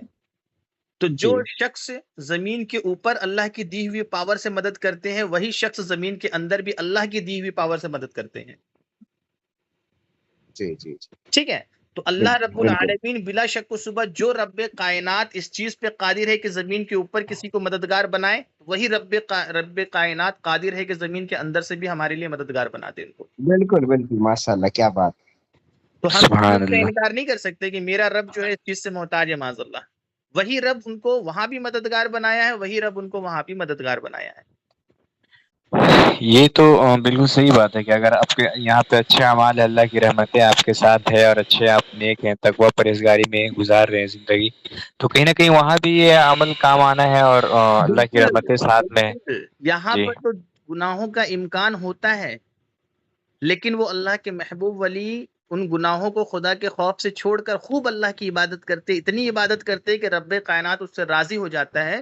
بخاری کی حدیث شریف ہے، حضور فرماتے، اللہ پاک ارشاد فرماتا ہے، جب میرا بندہ فرائض کی ادائیگی کے ساتھ ساتھ نوافل کی کثرت کر کے میرا قرب حاصل کر لیتا ہے، تو میں اس کے ہاتھ بن جاتا ہوں جس سے وہ پکڑتا ہے، میں اس کے آنکھ بن جاتا ہوں جس سے وہ دیکھتا ہے، میں اس کی زبان بن جاتا ہوں جس سے وہ بولتا ہے، میں اس کے پاؤں بن جاتا ہوں جس سے وہ چلتا ہے۔ یہ بخاری کی حدیث شریف ہے، کہیں اور کی بھی نہیں کہ وہاں بھی اس کو ضعیف بول کے بھاگ جائیں گے۔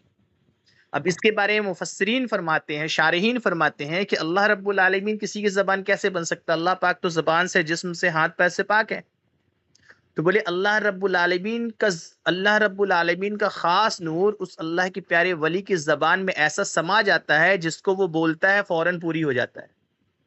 اللہ رب العالمین کا خاص نور اس اللہ کے ولی کی آنکھ میں یوں سما جاتا ہے کہ وہ دور و نزدیک سے برابر دیکھنے لگتے ہیں۔ اللہ کا خاص نور اللہ کے ولی کے ہاتھ میں وہ مطلب کہ ایسا سما جاتا ہے کہ اب وہ دور اور نزدیک سے برابر پکڑتے ہیں۔ اللہ کے ولی کے قدموں میں اللہ پاک کا خاص نور ایسا سما جاتا ہے، اب وہ پاور آ جاتی ہے کہ اب وہ دور و نزدیک ان کے لیے کوئی معنی نہیں رکھتا ہے۔ جیسے کہ قرآن میں حضرت آصف بن برخیا، وہ اللہ کے ولی تھے، ان کے پاؤں میں اللہ پاک کا وہ خاص نور تھا کہ آپ وہیں سے بیٹھے بیٹھے میلوں کا سفر پل بھر میں طے بھی کیے، اور اپنی اللہ کی دی ہوئی شان سے اللہ کا خاص نور ان کے ہاتھ میں ایسا سمایا تھا کہ اب وہ ہاتھ اتنا پاورفل ہو گیا تھا کہ وہ ایسا تخت 40 ہاتھ لمبا، اونچا، چوڑا، بھاری بھرکم تخت جن کو 40 پہلوان نہیں ہلا سکتے تھے، وہ اللہ کے ولی اللہ کی دی ہوئی شان سے پل بھر میں اٹھا کے یہاں پٹک دیتے ہیں۔ اچھا، مجھے کچھ کوئی ایسا کتاب بتائیں جس میں اللہ کے ولی کا کوئی ایسا واقعہ ہو، اور کوئی ایسا واقعہ کیا ہو جو بہت ہی پرانی واقعہ ہو، مطلب جیسے صحابہ کے بعد، تابع تابعین کے بعد جو ولی گزرے ہیں، تو مطلب بہت ہی پرانے واقعات ہو، تو اس ٹائپ سے اگر کچھ ایسا کتاب ہے، جیسے اللہ والوں کی باتیں، یہ ہے نا کتاب؟ ہاں، تو آپ پڑھ سکتے ہیں نا، سرکار غوث اعظم کی کرامت پڑھ سکتے ہیں، آپ خواجہ غریب نواز کی کرامت پڑھ سکتے ہیں، یہ سب تو 1000 سال پہلے کے بزرگ ہیں نا۔ جی ہاں، ان سب کی کرامت اور شان پڑھیے۔ دیکھیے اللہ پاک، اچھا، یہ قبر میں جو جسم ہے اللہ کے ولی کی مطلب سلامت ہوتی ہے؟ ہاں ابھی دیکھیے نا، ابھی لبنان کی کہاں پر حضرت قیس بن زہیر بن قیس رضی اللہ تعالیٰ عنہ صحابی رسول تھے، ان کے مزار کو بم سے جو اڑا دیا، بولا اتنا خطرناک بم لگایا تھا کہ موٹا موٹا راڈ پگھل گیا، پورا مطلب کہ مزار شریف پورا برابر ہو گیا، لیکن جب وہ ملبہ کو صاف کیا گیا تو حضرت زہیر بن قیس رضی اللہ تعالیٰ عنہ صحابی رسول کے کفن تک گندا نہیں ہوئے تھے، اور جب ان کے چہرے کو کھول کر دیکھا گیا تو چہرہ ایسا چمک رہا تھا جیسے کہ وہ ابھی ابھی کوئی شخص غسل کر کے لیٹے ہیں، اور ان کے آنکھ کھلے ہوئے تھے، آنکھ سے ایسا روشنی نکل رہا تھا کہ جو وہاں کے عام لوگ تھے وہ دیکھ نہیں پا رہے تھے، تو ان کے چہرے کے اوپر پھر چادر ڈالا گیا۔ یہ نبی کی بات نہیں کر رہا ہوں، غیر نبی کی بات کر رہا ہوں۔ تو خیر جو ویسے اللہ تو کے بہت سارے صحابہ جو ہے وہ اللہ کے 1450 ولی کے سال پہلے کے جی ہیں۔ ہاں، تو یہ اگر اور مگر والا جو وسوسہ ہے نا، یہ ڈالنے والے وہابی خبیث ہیں، اور یہ اچھا، شیطان۔ جیسے یہ ہے اللہ کی قرآن مطلب قرآنی آیت ہے کہ جو نبی اپنے قبروں میں زندہ ہیں اللہ کی طرف سے رزق بھی پاتے ہیں اور وہ حیات سے حدیث ہیں، شریف ہے یہ۔ تو اس میں یہ مینشن تو ایسا نہیں ہے نا کہ مطلب اللہ کے ولی بھی ہیں؟ ہاں تو دیکھیے، یہ کسی چیز کے لیے تخصیص کی جاتی ہے، کسی خاص شخصیت کے لیے۔ اب قرآن میں دوسرا آیت، قرآن میں نبی کریم صلی اللہ علیہ وسلم کے بارے میں نہیں آیا، لیکن ولی کے شہید کے بارے میں آیا الگ، کہ اللہ کے جو اللہ کی راہ میں مارے جائیں شہیدوں کے بارے میں، انہیں تم مردہ گمان بھی نہ کرو، ان کے بارے میں مردہ سوچو بھی نہیں، وہ زندہ ہے، انہیں رزق دی جاتی ہے، تمہیں ان کی زندگی کا شعور نہیں ہے نا۔ ہاں وہ تو زندہ ہیں، تو ہاں تو اب جیسے یہاں پر نبی کے لیے نہیں ہے، لیکن یہاں پر شہید کے لیے ہے۔ تو ہر چیز ہر جگہ الگ الگ جگہ الگ الگ لوگوں کے لیے بیان کی گئی ہے۔ اب سب سے بڑا دیکھیے، تین جماعتیں ہیں، جی تین جماعتیں، ایک نبی، دوسرا صدیقین، تیسرا شہداء۔ سب سے پہلی جماعت جو ہے وہ نبیوں کی جماعت ہے، پھر اس کے بعد والا جی جماعت آتی ہے وہ صدیقین کی جماعت ہے، اور اس کے بعد آتی ہے شہداء کی جماعت۔ تو جب شہید زندہ ہے تو ان سے اوپر صدیقین لیول والے کو صدیقین۔ صحابہ؟ صحابہ مطلب صدیقین سے مراد صالحین نیک بندے جو اللہ کے ولی ہیں، اب ان سے چاہے آپ صحابہ لیجئے یا غیر صحابی ولی لیجئے، ان سے مراد صحابی ہے، ولی ہیں، اللہ کے صالحین بندے۔ اب اگر ہم مان لیجئے کہ اسپیشلسٹ صحابہ بھی مراد لے لیں تو صحابہ بھی تو ولی ہے نا، وہ بھی تو نبی نہیں ہے، نہ نبی ہے نہ شہید ہے۔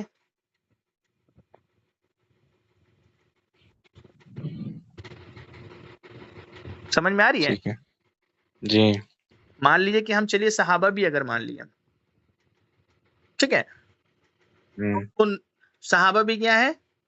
نبی نہیں ہے، قرآن نبی کے لیے آیا وہ زندہ ہے، اور دوسرا کہ صحابہ کے بارے میں نہیں آیا، اس کے بعد شہداء کے لیے آیا ہے۔ تو جب نبی اوپر لیول کے سب سے ٹاپ لیول زندہ، اور پھر ان کے نیچے لیول والے شہید زندہ، لیکن بیچ والے کے بارے میں نہیں آیا، لیکن بیچ والے تو ان سے زیادہ بلند و بالا مقام رکھتے ہیں، تو پھر وہ شہید وہ زندہ کیوں نہیں ہے؟ اور جب وہ زندہ ہیں تو وہ بھی تو اللہ کے نیک بندے اور ولی ہیں، جب وہ ولی زندہ ہیں تو آپ یہ ولی کو زندہ کیسے نہیں مانیں گے؟ کہیں ایسا تو۔ اور اگر زندہ نہیں مانیں گے تو اس کی دلیل ہونی چاہیے کہ وہ ہاں زندہ وہی ہم نہیں ہے، اس بتا کی رہے کہ دلیل اگر دیجیے۔ مان لو کہ ہم کہیں کہ نہیں صرف صحابہ زندہ ہم مان لیں گے لیکن ان کو نہیں مانیں گے، تو پھر آخر کون سی ایسی وجہ ہے کہ ہم ان کو نہیں مانیں گے؟ دو وجہ ہوگی، ایک چاہے تو ہمارے پاس دلیل ہوگی، یا دوسرا ہمارے پاس بغض ہوگا نا۔ ہمارے پاس کوئی خاص دلیل ہوگی تو ان کو پاور لیس مانیں گے، ہاں دلیل ہوگی تبھی تو۔ یا پھر دلیل نہیں ہے میرے پاس صرف شان کی ہی دلیل ہے لیکن ہم نہیں مانیں گے، تو پھر دوسری چیز بغض ہوگا۔ اور یہ تھاؤٹ ہمارے پاس آئے گا کیا ہے؟ جب ہمارے بڑے بڑے علماء اکرام شروع سے لے کے محدثین، سلف، صالحین، ائمہ اکرام سے لے کے اب تک کے علماء اہل سنت کے کوئی مردہ نہیں کہہ رہے ہیں، بڑے بڑے ماہرین، لاکھوں حدیث کے حافظ، وہ مردہ نہیں کہہ رہے ہیں۔ تو وہ ہمارے تو خیر لیے مردہ ہمارے کیا؟ اہل سنت والجماعت کے علماء سر کے تاج ہے، وہ تو ہاں، ان کی تو بات ہی نہیں تو کرنی۔ یہ کوئی مردہ نہیں کہہ رہے، تو ہمارے اندر یہ مردہ گمان کیسے آ رہا ہے؟ ان وہابی خبیثوں سے آ رہا ہے۔ جب ان وہابی خبیثوں سے آ رہا ہے، یہ ہمارے نزدیک خود گمراہ اور کافر ہیں، تو پھر ان کی بات تو ایسی بھی ہمارے لیے جوتیوں کی نوک سے نیچے جو غلاظت لگی رہتی ہے اس سے بھی نیچے درجہ رہتا ہے ان کی باتوں کا۔ اور دوسری بات، جو ہمارے لیے ہمارے ولیوں کی شان میں توہین کرتے ہیں ان کو مردہ کہتے ہیں، وہ خود اپنے مولویوں کے بارے میں خود لکھ رہے کہ وہ زندہ ہے۔ پھر کیا کہیں گے ہم اس پہ؟ ہم کنفیوز ہو رہے ہیں ان کی باتوں پہ، لیکن وہ تو اپنے مولویوں کے بارے میں تو اسٹرانگ عقیدہ ہے ان کا، ڈنکے کے چوٹ میں کتابوں میں لکھ رہے ہیں، آج تک چھاپ رہے ہیں، 100 سال پہلے لکھی گئی تھی اور آج تک 100 سال کے بعد بھی ایک دم سیم ٹو سیم عبارت چھاپی جا رہی ہے، ڈنکے کی چوٹ میں بیچی جا رہی ہے۔ ایسا نہیں تھا کہ وہ کتاب اسی ٹائم چھاپ کے چھوڑ دیا گیا تھا، میرے پاس 100 سال پرانی کتاب ایک دم کیا بولتے ہیں گرد لگی ہوئی اور پرانا پیج ہے، نہیں، ایک دم کرنٹ کا چھپا ہوا کتاب ہے میرے پاس۔ تو جو شخص میرے نبی کی شان میں گستاخی کرتا ہے، میرے ولیوں کی شان میں گستاخی کرتا ہے، وہ شخص ڈنکے کے چوٹ میں اپنے ولیوں کے بارے میں وہ ساری چیزیں لکھتا ہے، اور ہم کنفیوز ہو جاتے ہیں اپنے نبی کے بارے میں۔ لیکن ہمارے پاس بھی نالج ہونا چاہیے، تب نہ ہم ان کا کالر پکڑ کے بولیں گے تم میرے نبی اور ولی کی شان میں توہین کرتا، بدبخت اپنے مولوی کے بارے میں تو خود لکھ رکھے یہ چیز۔ جب ان کو ان کی عبارت دکھائیے گا تو پھر وہ آپ کو ایک ایک مہینہ ملاقات نہیں کریں گے آپ سے۔ جی ہماری غلطی یہ ہوتی ہے نا کہ ہم چپ سے سنتے ہیں اور واپس آ جاتے ہیں، تو اس لیے وہ جب جو گلی سے گھومتے ہیں تو دور سے آواز دیتے بھائی کیا ہوا، جواب ملا؟ ہم نے نہیں بھائی پوچھ کے بتائیں گے۔ تو ان کو سیدھا 3 عبارت ان کے گھر کی دکھائیے کہ تمہارے اصول کے مطابق تو تم خود کافر و مشرک ہو، پہلے اس کا جواب تو دو، تو پھر آپ کو وہ دیکھ کر دور سے بھاگیں گے۔ ایسا ہمارے ساتھ ہوتا ہے الحمدللہ۔ ان کے پھر مولوی منع کر دیتے ہیں کہ ان لوگوں سے بات مت کرو۔ خیر الحمدللہ اتنا تو نالج ہے کہ یہ بات سمجھ لیتے ہیں اور سمجھا دیتے ہیں، لیکن یہ جو آپ کتاب بتائیں وہ لوگوں کی کتاب کی 2-3 کتاب کا نام بتائیں، یہ کتاب کا آئیڈیا نہیں ہے مجھے کہ ان لوگوں کی کتاب میں ایسا منشن کیا ہوا ہے کہ اور بھی ان کے جو بڑے ہمارے مولوی بہت بڑے بڑے مولوی لکھے ہیں، کوئی چھوٹے موٹے مسجد کے امام نہیں لکھ دیے ہیں، جن کو یہ صف اول، ان کے صف اول کیا قابرین ہیں۔ اشرف علی تھانوی حکیم الامت، ان کے مجدد، ان لوگ اللہ کے ولی مانتے ہیں ان کو، اب وہ لکھ رہے ہیں یہ ساری چیزیں۔ ان کے دادا قبر سے نکل کے جا کے مٹھائی دے رہے ہیں دادی کو، ان کے مولوی قبر سے نکل کے جا کے لڑائی جھگڑا چھڑا رہے ہیں، ان کے مولوی قبر سے، ان کے پیر و مرشد قبر سے پیسہ تقسیم کر رہے ہیں، لیکن نہیں کر سکتے ہیں تو وہ ہمارے ولی نہیں کر سکتے کچھ۔ مطلب یہ ہے کہ جو اللہ کے ولی ہے، مراد اللہ کے ولی پہ ہے کہ جو مین ٹاپک تھی یہی پہ کہ جو اللہ کے ولی ہے، یہ مطلب ایسا کچھ آیت نہیں ہے کہ جو ولی اپنی قبروں میں زندہ ہے، رزق پاتے ہیں، حیات سے ہیں، ایسا کچھ نہیں ہے۔ مطلب یہ ہے کہ وہ اللہ کی رحمت، اللہ کی قرب حاصل کیے، سمجھ رہے ہیں، اللہ کے جو اپنے علم سے، اپنے تقوی پرہیزگاری سے اللہ کو راضی کیے، اس کے بنا پر وہ اپنے حیات سے ہیں اور اللہ کی رحمت سے وہاں سے بھی مدد کر رہے ہیں، جیسے یہاں پہ کرتے تھے اللہ کی عطا سے۔ تو کیا ہم اللہ کی مطلب اللہ کی عطا سے اگر وہ مدد کر رہے ہیں تو پھر ہم ڈائریکٹ بھی تو مانگ سکتے ہیں۔ بالکل، ہم لوگ تو مددگار مانتے ہی ہیں جی۔ آپ دیکھیے 2 وجہ ہے، 2 چیز ہیں، استغاثہ اور استعانت۔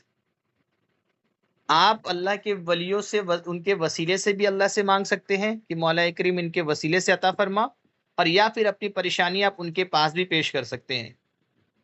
اب وہ اس پریشانی کو چاہے تو اللہ کی دی ہوئی شان و طاقت سے خود عطا دور کرے، یا پھر وہ اللہ کی بارگاہ میں دعا کر کے دور کرے، یہ ان کے اوپر ڈیپینڈ کرتا ہے، وہ دونوں کی طاقت رکھتے ہیں۔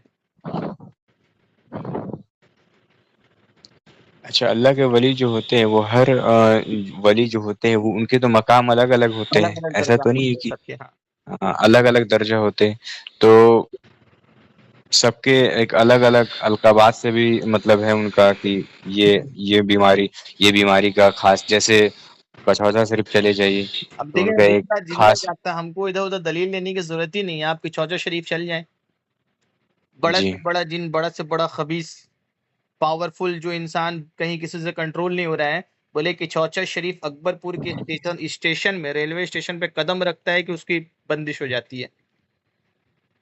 خیر میں تو ابھی گیا تھا 10-15 دن پہلے، وہیں سے آیا ہوں، عرس میں گیا تھا میں، روزانہ الحمدللہ۔ وہاں آپ کو روزانہ ہزاروں لوگ ملیں گے اترتے ہوئے، اور الحمدللہ وہاں سے شفا یاب ہو کر ایسے ایسے لوگوں کو دیکھے ہیں کہ ڈاکٹر جواب دے دیا ہے، ایک طرف بوتل بلڈ کا لگا ہوا ہے، ایک طرف کیا نام ہے پانی کا بوتل لگا ہوا ہے، منہ میں ماسک لگا ہوا ہے، لیکن ان کا بھی عقیدہ دیکھیے کہ وہ ولیوں کی بارگاہ میں اسٹیج میں لے کے آنا، بیڈ پر لے کے آ رہے اٹھا کے،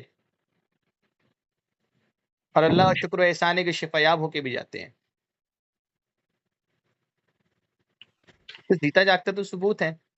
اشرف نے خود جمال الاولیاء کتاب لکھا ہے، اس میں اس نے تقریباً نہیں بھی تو 70 یا 80 سے زیادہ ایسا واقعات نقل کیا ہے کہ فلاں ولی فلاں مزار شریف میں جاؤ وہاں سے فلاں برکت ملتی ہے، فلاں ولی فلاں مزار شریف میں جاؤ فلاں وہاں سے برکت ملتی ہے.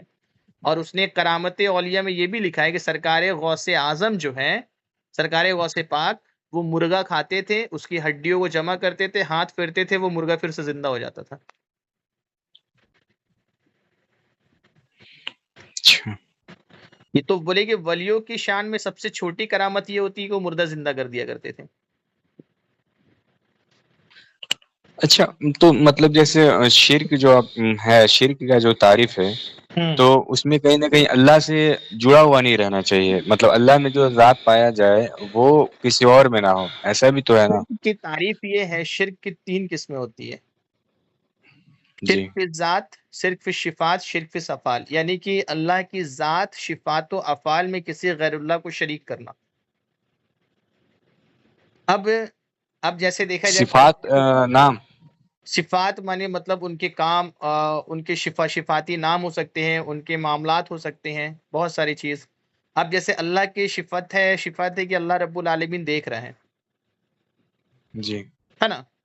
تو اب کہیں گے دیکھنا اللہ کی صفت ہے، بولے ہاں بالکل دیکھنا اللہ کی صفت ہے. اللہ پاک قرآن میں فرماتا ہے بے شک میں دیکھنے اور بولنے سننے والا ہوں. سننا اور دیکھنا سمیع و بصیر اللہ رب العالمین کی صفت ہے، بولے ہاں. تو اب کہیں گے بھائی کہ اب غیر اللہ کے لیے ہلو سننے اور دیکھنے کا عقیدہ مانیں گے تو مشرک ہو جائیں گے. نہیں تو وہ دیکھنا مطلب اللہ تو ہر جگہ دیکھ رہا ہے نا، ہم ہر جگہ نہیں دیکھ سکتے ہیں نا. اللہ لیکن تو ہر چلو جگہ بھائی، دیکھ رہے ہیں. آپ لوگ باتیں کیجیے، ہے نا، میں تھوڑا ڈسکنیکٹ ہو رہا ہوں، ہے نا. ہاں جی ٹھیک. جی جی ٹھیک. جی ہاں تو دیکھنے کا ہی مسئلہ یہ ہے نا کہ بھیا دیکھ تو اللہ بھی رہا ہے، دیکھ تو ہم بھی رہے ہیں. اب مان لیجیے ہر جگہ دیکھنا کہ سامنے ہم دیکھ رہے ہیں، سامنے رب بھی دیکھ رہا ہے. تو مسئلہ یہ ہے اللہ کا نہیں صفات یہ بھی، اللہ کا صفات یہ بھی ہے نا کہ مطلب اللہ ایسا نہیں نا کہ ایک جگہ دیکھ رہا ہے، اللہ ہر جگہ دیکھ رہا ہے. اللہ دیکھ رہا ہے ہر جگہ، ہم ہر جگہ نہیں دیکھ رہے. تو یہ صفات ایک دم کاپی نہیں ہو رہا ہے پورا، سمجھ رہے بات؟ اچھا چلیے یہ سوچ چھوڑ دیجئے. ہم تاج محل دیکھ رہے ہیں، جی اللہ پاک تاج محل دیکھ رہا، جی. اس میں شرک ہوا. ہم تاج محل کہاں دیکھ رہے ہیں؟ ہم تو تاج محل دماغ سے بھی دیکھ رہے ہم ہیں، تاج محل سامنے کو جائیں گے. جا کر آگرہ جا کے اگر ہم تاج محل دیکھ رہے ہیں تب بولیں گے اللہ پاک جی بھی تاج محل دیکھ رہا. ہم ایک ہاں. آپ کو کانسیپٹ یہ سمجھانا چاہ رہے ہیں، یہ لوگ جو بولتے ہیں کہ شفات میں مطلب کہ مددگار میں اللہ بھی مددگار، غیر اللہ بھی مددگار، شرک ہو گیا. تو اللہ پاک جس قرآن میں فرمایا کہ میں دیکھتا سنتا ہوں، اسی قرآن میں اللہ نے فرمایا میں میرے بندے بھی دیکھتے اور سنتے ہیں. تو یہاں فرق کیا ہوا؟ تو یہاں فرق یہ ہوا، یہ شرک اس لیے نہیں ہوا کہ اللہ رب العالمین اپنے ذاتی طور پہ قدرت رکھتا ہے، وہ اپنی ذات سے دیکھ رہا ہے، اس کو دیکھنے کی قوت کسی نے عطا نہیں کی ہے. اور اللہ کے بندے اللہ کی دی ہوئی طاقت و پاور سے دیکھتے ہیں، اللہ نے ان کو دیکھنے والا بنایا ہے. تو ہم عطائی قدرت سے دیکھ رہے ہیں، تو یہ ذاتی اور عطائی کا فرق یہ شرک کو ختم کر دیتا ہے. اللہ رب العالمین زندہ ہے، ہم بھی زندہ ہیں. تو آپ کہیں گے بھئی یہ اچھا شرک ہو گیا، بولے نہیں، اللہ رب العالمین تو زندہ ہے، وہ اپنی ذات سے زندہ ہے، ہم اللہ کی عطا سے زندہ ہے. اللہ رب العالمین سن رہا ہے، ہم بھی سن رہے ہیں، شرک نہیں ہوگا. کیوں؟ کیونکہ اللہ پاک کا سننا ذاتی ہے، میرا سننا اللہ کی عطا سے. تو ویسے ہی مددگار ہونا بھی ہے، اللہ کا مددگار ہونا ذاتی ہے، اور اللہ کے محبوبین کا مددگار ہونا عطائی ہے، اس کی عطا سے. اچھا، تو شرک اصل میں کہتے کس کو، یہ بتا پھر کہ مجھے. یہ کہیں گے کہ اگر ہم یہ کہیں کہ کوئی شخص اپنی ذات اور قدرت سے مددگار ہے بغیر اللہ کی عطا سے، تو شرک ہو گیا.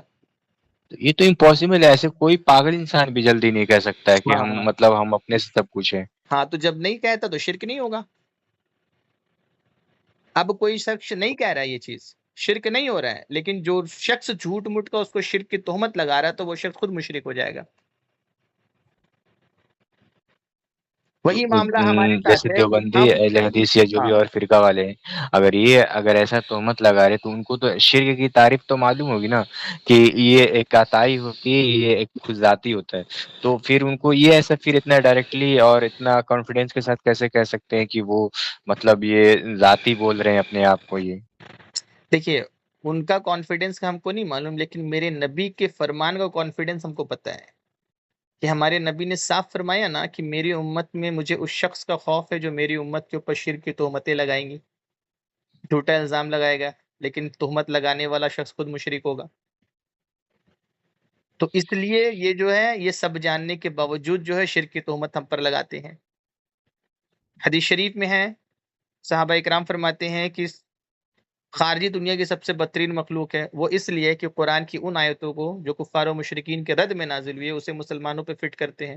آج یہ وہابی وہی کر رہے ہیں، قرآن و حدیث قرآن کریم کی ان آیتوں کو جو کفار و مشرکین کے رد میں نازل ہوئی اسے مسلمانوں پہ، انبیاء اولیاء پہ فٹ کر رہے ہیں۔ یہ سارا معاملہ تو صاف صاف دیکھیے گا تو ہم کو سمجھ میں آ جا رہا۔ دوسری حدیث شریف بخاری کی، یہ حضور فرماتے ہیں کہ اللہ کی قسم مجھے یہ خوف نہیں کہ تم میرے پاس شرک کرو گے، ہاں مجھے یہ خوف ضرور ہے کہ تم میرے بعد دنیا داری کی، دنیا سے محبت کرو گے، دنیا کی وجہ سے آپس میں لڑو گے۔ وہی ہو رہا ہے، حضور تو شرک کی نفی فرما دیے۔ دوسری حدیث شریف ہے مستدرک علی صحیحین کی، حضرت سداد بن عوف فرماتے ہیں کہ میں ایک بار رسول پاک صلی اللہ علیہ وسلم کو کافی غمگین پایا، تو میں نے پوچھا یا رسول اللہ صلی اللہ علیہ وسلم آپ اتنے غمگین کیوں ہیں؟ تو حضور فرماتے ہیں شداد مجھے میری امت پہ شرک کا خوف ہے۔ تو حضرت سداد فرماتے ہیں یا رسول اللہ صلی اللہ علیہ وسلم کیا آپ کے بعد آپ کی امت مشرک ہو جائے گی؟ اس پہ حضور فرماتے ہیں خبردار اے شداد، میری امت میرے بعد نہ چاند کی پوجا کرے گی، نہ سورج کی پوجا کرے گی، نہ کسی درخت کی، نہ کسی انسان کی پوجا کرے گی۔ اے شداد مجھے میری امت میں جس شرک کا خوف ہے وہ ریاکاری ہے، مطلب دکھاوے کے عمل کرے گی۔ تو شرک کی دو قسمیں ہیں، ایک شرک اکبر جس کو کرنے والا شخص جو ہے کافر و مشرک ہو جاتا ہے، اور دوسرا شرک اصغر ہے، یعنی چھوٹا شرک، جس کو ریاکاری کو چھوٹا شرک کہتے ہیں۔ اگر کوئی شخص جی ریاکاری کرتا ہے، یعنی اگر کوئی نماز پڑھتا ہے اس نیت سے کہ لوگ مجھے دیکھ کر نیک اور نمازی سمجھیں گے، تو وہ ریاکاری شرک اصغر ہو گیا۔ کوئی شخص کسی کو صدقہ دیتا ہے اس نیت سے کہ مجھے لوگ سخی یا سخاوت والا سمجھیں گے، تو پھر یہ ریاکاری شامل ہو گئی اس میں۔ وہ خالص اللہ رب العالمین کی رضا کے لیے جو کام نہ کر کے لوگوں کو دکھانے کے لیے جو کام کرتا ہے وہ شرک اصغر ہو گیا۔ اس سے بندہ کافر و مشرک تو نہیں ہوتا، لیکن گناہ گار ہوتا ہے۔ سمجھیں؟ جی جی تو شرک کی یہی ڈیفینیشن ہے کہ کسی چیز کے لیے چاہے تو غیر اللہ کی عبادت کرنا، اللہ کے علاوہ کسی اور کو خدا ماننا، یہ شرک ہوا، یا پھر کسی میں ذاتی صفات ماننا، یہ شرک ہوا۔ چاہے ذاتی مددگار ماننا، چاہے ذاتی علم غیب ماننا، چاہے کسی شخص کو ذاتی زندہ ماننا، یا کسی شخص کو ذاتی طور پہ دیکھنے والا ماننا، یہ سب شرک ہو گیا۔ تو یہ جو شرک کرتے رہتے ہیں وہ مطلب یہ جو شرک بول رہے، تو ان کا کہنے کا ہے کہ صرف ایک افواہ اڑا رہے ہیں نا، کیونکہ ان کو تو پتہ ہے ذاتی تو کوئی ہے نہیں، ہاں، صرف الزام یہ پھر لگاتے ہیں شرک کا، اور یہ الزام اس وجہ سے لگاتے ہیں کہ میرے آقا نے، اور اس الزام سے ہم کو ڈرنا نہیں ہے، کیونکہ یہ میرے نبی نے خود فرما دیا کہ میری امت پہ جھوٹا الزام لگایا جائے گا، اور یہ الزام صرف ہم پر نہیں ہے۔ حضرت سرکار مولا علی کرم اللہ وجہ الکریم کے اوپر شرک کا الزام لگایا گیا تھا۔ کن کے اوپر؟ جن سے محبت کرنا ایمان کی علامت ہے، اور جن سے بغض رکھنا منافقوں کی پہچان ہے۔ جب جب جنگ صفین ہوئی تھی، حضرت جی امیر معاویہ رضی اللہ تعالیٰ عنہ، صحابی رسول حضرت معاویہ رضی اللہ تعالیٰ عنہ اور حضرت مولا علی کرم اللہ وجہ الکریم کے درمیان جب جنگ ہوئی تھی، تو صلح کرنے کے لیے حضرت مولا علی کرم اللہ وجہ الکریم نے ایک حاکم مقرر کیا کہ آپ حاکم بنیے اور آپ فیصلہ کیجئے صلح کے لیے۔ تو اس وقت جو سرکار مولا علی کے لشکر میں کچھ خارجی لوگ بھی تھے، تو وہ خارجی کیا کیے، سرکار مولا علی کے اوپر شرک کا الزام لگاتے ہوئے لشکر سے الگ ہو گئے کہ ہائے علی نے کیا کیا، علی نے تو شرک کر دیا۔ اور سرکار مولا علی جن کے بارے میں حضور نے فرمایا کہ انا مدینۃ العلم و علی و بابھا، میں علم کا شہر ہوں، علی اس کے دروازے ہے، علی حق کے ساتھ ہے، حق علی کے ساتھ ہے، علی قرآن علی کے ساتھ ہے، علی قرآن کے ساتھ ہے، یہ حضور کی حدیث شریف ہے۔ اس مولا علی کے بارے میں وہ خارجی کیا کہتے ہیں اس وقت کے لوگ کہ ہائے علی اس نے تو شرک کر دیا۔ بولے کیوں؟ کیونکہ اللہ، اور پھر قرآن پڑھ رہے مولا علی کے سامنے کہ قرآن کہتا ہے، قرآن میں اللہ پاک فرماتا ہے کہ میں ہی حاکم ہوں۔ جب اللہ پاک خود حاکم ہے تو پھر اس نے کسی دوسرے کو حاکم کیوں بنایا؟ شرک ہو گیا۔ تو شرک کا الزام تو خارجیوں نے مولا علی پہ بھی لگایا۔ تو پھر آج اگر ہمارے اوپر لگتا ہے تو یہ کون سی بڑی بات ہے؟ اور ہمارے اوپر تو یہ جھوٹا الزام جیسے صحابہ اکرام پہ لگتا تھا ویسے ہم پہ بھی جھوٹا الزام لگتا ہے۔ اور حضور نے فرما دیا جو میری امت کے اوپر جھوٹا الزام لگائے گا شرک کا، اور مجھے اس شخص کا خوف ہے کہ ایسے شخص پیدا ہوں گے جو میری امت کو مشرک کہیں گے لیکن وہ خود مشرک ہوں گے، تو یہ ہم کو مشرک کہہ کے خود مشرک ہوتے ہیں۔ سمجھیں؟ ہاں سمجھ میں آ گیا ہے۔ کوئی اور کنفیوژن؟ نہیں کوئی اور کنفیوژن نہیں ہے، بس وہی چیز جاننا تھا کہ کیا مسئلہ ہے یہ اس ریگارڈنگ سے کہ اللہ کے ولی جو ہے اپنی مدد کیسے کرتے ہیں۔ ٹھیک ہے آپ نے بتایا ہے مجھے، اور یقین مانیے کہ ہم اس معاملے میں شرک کا معاملے میں مجھے اتنا نالج نہیں ہے، اور کیونکہ اتنا ڈیپلی ہم گئے نہیں تھے کبھی، تو اس چیز کے تو بارے وہ میں مطالعہ کیجئے تاکہ سامنے والا بندہ اگر اعتراض کرتا ہے نا تو اس کا دندان اسی شکن لیے جواب دے سکے۔ جی اسی لیے ہم پوچھ رہے ہیں کہ کچھ ایک ایسا کتاب بتائیں مجھے کہ ہم مطالعہ کریں اور جو بہترین ہو میرے حق میں۔ آپ ٹھیک ہے، جعل حق پڑھیے۔ جال حق، ہاں ہاں، اسٹارٹنگ اردو میں جب پڑھتے میں ہیں اس لائن میں تھا تھوڑا سا، جی اردو پڑھتے ہیں تو پھر جب آرام سے جعل حق پڑھیے۔ وہ بھی جعل حق میں آپ جب نا سعید الحق منگوا لیجئے، سعید الحق شرح جعل حق۔ اچھا ہاں، اس میں آپ کو وہابیوں کی تاریخ مل جائے گی، اس میں آپ کو شرک کی تعریف مل جائے گی، بدعت کے بارے میں معلوم سب پتہ چل جائے گا، وہابیوں کے سٹارٹنگ کب سے ہوئی یہ معلوم چل جائے گا، دیوبندیوں کا عقیدہ، اہل حدیثوں کا عقیدہ، پھر فاتحہ، پھر میلاد شریف، ہر چیز کی دلیل الحمدللہ مل جائے گی، نماز، رفع یدین کرنا۔ جال حق میں پڑھا کرتا تھا جب اسٹارٹنگ میں ایجوکیشنل لائن میں تھا تو پڑھتا تھا، لیکن جب سے تھوڑی ذمہ داری اور کام وام کا لیے یہ ہوا تو اس کے بعد سے تھوڑا دور ہو گیا تھا، ورنہ اس وقت تو ہم لوگ خود ہی جاتے تھے اور دیوبندی مسجد اور مدرسہ میں خود بخود جا کے سوال کرتے تھے ہم لوگ خود۔ تو اب پھر سے شروع جی کرتے اس چیز کو، یہ کیونکہ یہ لوگ زیادہ پنپ رہے ہیں خود ہم لوگ سے۔ 3-4 لڑکا رہتے تھے اور خود سے جا کر مسجد کے امام سے اور پھر لڑکوں سے خود بخود ہم لوگ پکڑ کے بات کرتے تھے، تو جی ابھی آپ کو جتنا چلے میٹیریل ہوگا ہم انشاءاللہ ٹرانسفر کرتے جائیں گے، آپ بس جا کے ان سے سوال کیجیے ابھی، لیکن یہ ضرور پوچھیے گا نا کہ جی جب انبیاء و اولیاء آپ کو مجھے مدد۔ واٹس ایپ کیجیے گا۔ ہاں ہاں، ہم اس گروپ میں بھیج رہے ہیں آپ کو۔ ابھی خیر ہاں میں نا ہاں صادق بھائی، جی ہم پہ ایس بی میں بھی آپ کو میسج کیے تھے بھائی، وہی ہم۔ اچھا، آپ ہی میسج کر رہے تھے نا؟ ہاں ہم میسج کر رہے تھے آپ کو۔ ہاں، مین بات ہے میسج میں اتنا ٹائپ کرنا نا پورا کیا بولتے ہیں، وہی ہاں وہی چیز ہے ہاں۔ وقت پہ جا کے آرام سے بات کرنے کا جکسلائی میں مل کون سی جگہ پہ رہتے ہیں؟ جائے۔ جکسلائی میں MP روڈ میں، ماسو پڑا روڈ، ملت نگر۔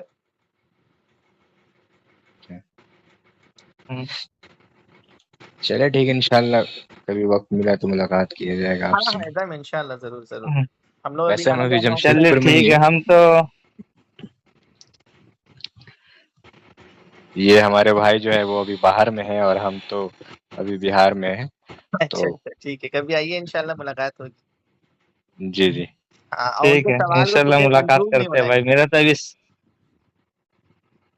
نہیں کنفیوز کیسے ہو سکتے، اتنا مطلب نئے بھی نہیں ہے کہ وہ ہم کو سمجھا کر چلے جائے، لیکن یہی تو کہہ رہے تھے کہ یہ معاملہ جو اتنا ڈیپلی میں جو بتایا نا کہ وہ اگر حیات سے ہیں تو وہ کیسے مدد کر رہے ہیں یہ مجھے بتاؤ، تو پھر ہم تو خیر اب ہاں، اتنا سمجھے تو بتائیں گے ہم۔ ان کا کام ہی ہوتا ہے۔ دیکھیے ایک صحیح مسلم کی حدیث شریف ہے، صحیح مسلم شریف میں ہے، حضرت ابو ہریرہ فرماتے ہیں کہ حضور پاک صلی اللہ علیہ وسلم ارشاد فرماتے ہیں کہ حضرت سلیمان علیہ السلام جو ہے سمندر کے بیچ میں کچھ شیاطین کو قید کر دیے ہیں، اور اس میں جی سے عنقریب اس میں سے ایک شیطان لوگوں کے بیچ میں آتا ہے اور قرآن کی کچھ آیت پڑھتا ہے اور اس کو وہ کچھ بتاتا ہے اور پھر وہ چلا جاتا ہے. پھر وہ لوگ اس شیطان کی بات کو سنتا ہے اور پھر اس کے بعد ہلہ مچانے لگتا ہے. پھر لوگ پوچھتے ہیں کہ تمہیں یہ بات کس نے بتائی؟ تو کہتا ہے میں اس شخص کو جانتا تو نہیں، لیکن وہ بہت خوبصورت اور اچھے عمدہ لباس پہنے ہوئے تھا، میں نے ان سے سنا. تو شیطان اگر آ کر لوگوں کے بیچ میں کوئی بات بتائے گا تو ظاہر سی بات ہے کہ وہ ایسی بات بتائے گا جس سے لوگ جو ہے کنفیوژن کا شکار ہو. جی جی صحیح مسلم کی حدیث شریف ہے، امام سیرین رحمۃ اللہ علیہ جو وقت کے بہت بڑے جی محدث اور امام ہیں. جی جی سیرین. ہاں جی امام سیرین، وہ ان کی مجلس میں جی جی سیرین. ہزاروں کی تعداد میں محدثین بیٹھ کے درس لیا کرتے تھے علم حدیث کا. وہ امام سیرین کی اچھا بارگاہ میں دو شخص آتا ہے اور کہتا ہے کہ اے امام سیرین، میں آپ کو قرآن اللہ کا کلام پڑھ کے سنانا چاہتا ہوں. آپ کہتے ہیں کہ مجھے تجھ سے قرآن نہیں سننا، تو اٹھ کے چلا جا. پھر وہ کہتا ہے اچھا ٹھیک ہے، آپ مجھ سے قرآن نہیں سننا چاہتے تو کم از کم اللہ کے رسول کی حدیث ہی سن لیں. آپ فرماتے ہیں مجھے تجھ سے نہ قرآن سننا ہے نہ حدیث سننا ہے، تو اٹھ کر چلا جا ورنہ میں اٹھ کر چلا جاتا ہوں. پھر وہ شخص دونوں اٹھتا اور چلا جاتا ہے. مجلس سے بیٹھے ہوئے شخص پوچھتے ہیں حضور وہ قرآن اور حدیث ہی تو بتا رہا تھا، سن لیتے. بولے وہ قرآن کی صحیح آیت پڑھتا لیکن اس سے غلط تشریحات کرتا، ہو سکتا ہے کہ وہ تشریحات میرے دل میں بیٹھ جاتی. مطلب کہ وہ ایسی بات کر کے غلط تشریحات کر کے ہو سکتا ہے کوئی ایک ایسا نقطہ بتاتا جس سے وہ نقطہ میرے دل میں بات آپ بیٹھتا، میں بالکل گمراہی کا شکار ہوتا. صحیح بول رہے ہیں کہ یہ بات آپ بالکل صحیح کہہ رہے ہیں، کیونکہ جب فیس بک یا انسٹاگرام یا کچھ بھی چلا رہے تو اس میں انجینئر مرزا اور بھی بہت سارے وہ لوگ ہیں جیسے طارق مسعود اور بھی جیسے وہ لوگ علماء ہے، اور گزرتا ہے سلائڈ کرتے ہوئے تو ظاہر سی بات ہے کبھی رک جاتا ہے، تو پھر اس کو سنتے ہوئے ایسا لگتا ہے کہ ارے یار یہ کیا بول دیا، یہ کیا کہتی ہے، اس لیے تو منع ہے پھر ان اسکرول کر وقتوں سے نہ قرآن سنیے نہ حدیث سنیے. اور یہ ہمارے جی علماء اسی کہتے لیے ہیں کہ اسکپ کر دیتے ہیں بھائی، جدھر ہاں آتا ہے نا ادھر اسکپ کرتے ہیں اس لوگ کو. اور یہ چیز ہمارے علماء کہتے تھے، تو ہم لوگ بہت لوگ بولتے ہیں کہ اس کے مولوی کہتے ہیں کہ ہمارے مولوی کی بات مت سنو. ارے کیوں؟ کیونکہ یہ ہمارے بزرگوں نے کہا ہے، محدثین نے کہا ہے، اور اس کا سائیڈ افیکٹ صحیح کیا بات. ہوتا ہے یہ ہم لوگ لائیو بھی دیکھے ہیں. وقت ہے نا کہ رکھا جائے. نہیں نہیں کوئی بات نہیں، وقت ہے، بولیے نا. وقت ہے، ابھی پورا وقت ہے.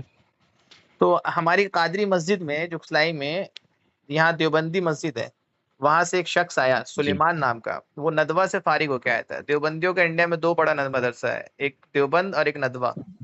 ندوہ. جی ہاں تو ندوہ سے فارغ ہو کے آیا تھا وہ.